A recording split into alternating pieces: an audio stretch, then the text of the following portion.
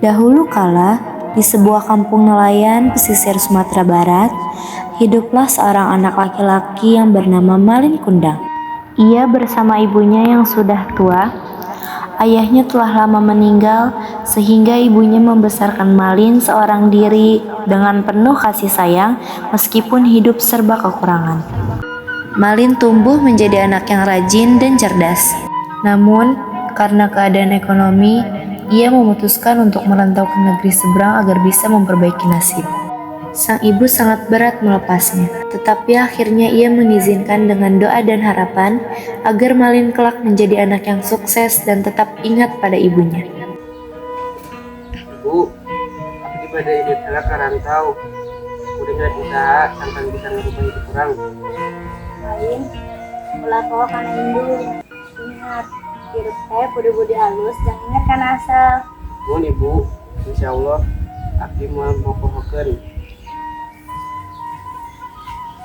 Beberapa tahun kemudian, Malin benar-benar berhasil. Ia menjadi pedagang kaya raya dan menikahi seorang perempuan cantik dari keluarga bangsawan. Suatu hari, ia bersama istrinya berlayar kembali ke kampung halamannya. Saha eta sumping nganggo kapal agung? Ieu pamimpin agung, salaki abdi, Malin Kundang. Malin, anak abdi, alhamdulillah, enggak sungking deui ka ibu. Saya wewe kalau teh ibu bernama Abdi. Abdi sanes da boga induk anjeunna. Malin, nah Malin sangaku deui ka indung.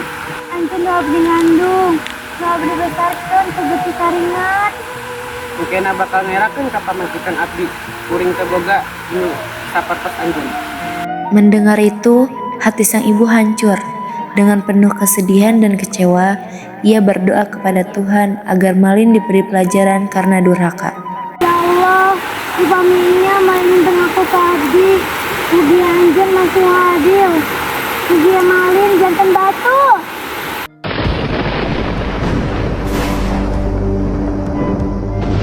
Malin Kundang dikutuk menjadi batu, terdampar di tepi pantai. Batu berbentuk manusia yang berlutut itulah yang dipercaya masyarakat sebagai wujud Malin Kundang, anak durhaka yang lupa akan ibunya.